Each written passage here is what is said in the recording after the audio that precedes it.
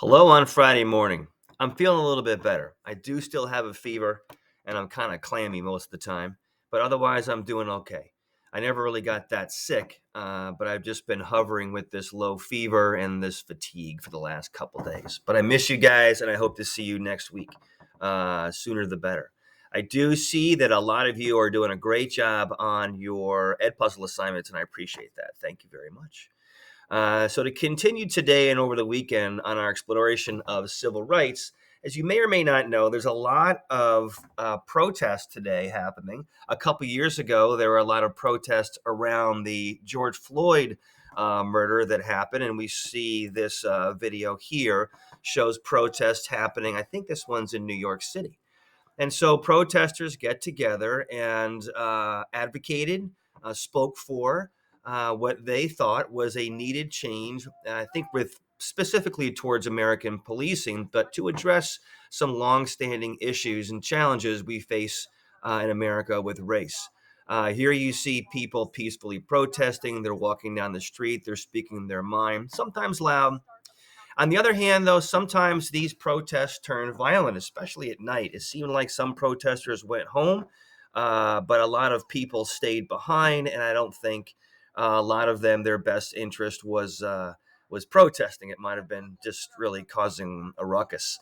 Today, a couple of weeks ago, there was a leaked report that indicated that Roe v. Wade, which was a federal law that guaranteed the right to abortion for women, was going to be overturned.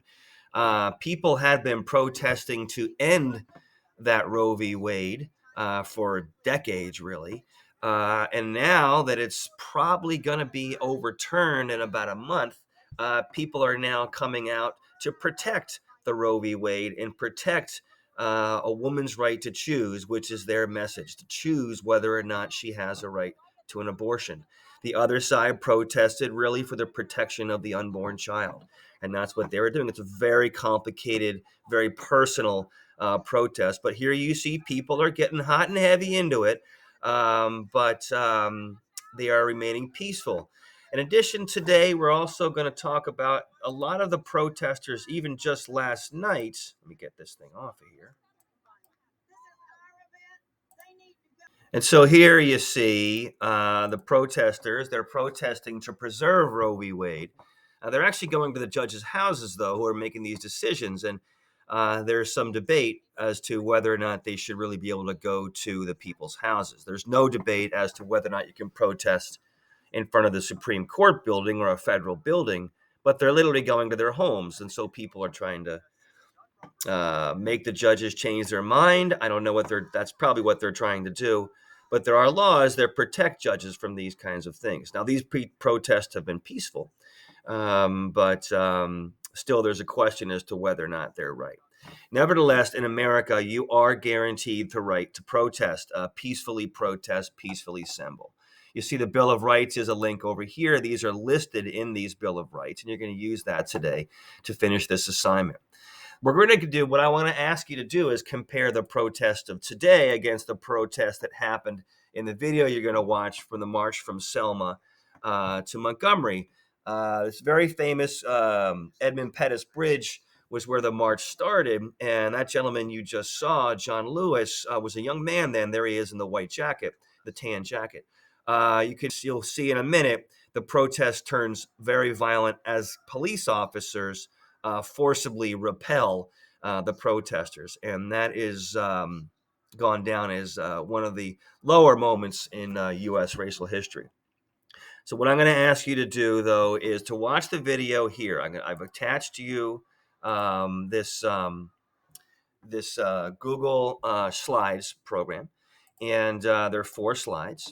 There's videos inside of each slide, and there are questions that go along with it. And then the final question is it's a spelling error. I'm going to fix that. Explain 3 ways in which the march to Montgomery compares to the marches that are happening today, whether George Floyd, whether the Roe v. Wade, whether it's another march or another civil rights protest issue that matters to you.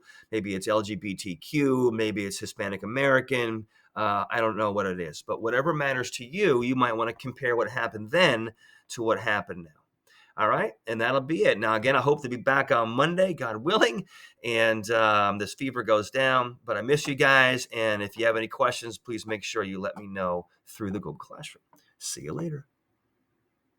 One last quick thing. When you search up, when I ask you to search things up, I want you to add 4 kids at the end of it. For example, I'm going to ask you to search up literacy tests. So you would type in the Googler, literacy tests, and you're going to simply add 4 kids. All right, whatever you search up, add 4 kids because that actually narrows down a little bit the search to results that matter to us in our 8th grade classroom. Hit enter, and you'll see typically the top result is going to be good for us. Literacy test fact for kids. This is a good website. All right, click on that bad boy, and it'll open up. And here's what you need briefly about what literacy tests were. Muy bien.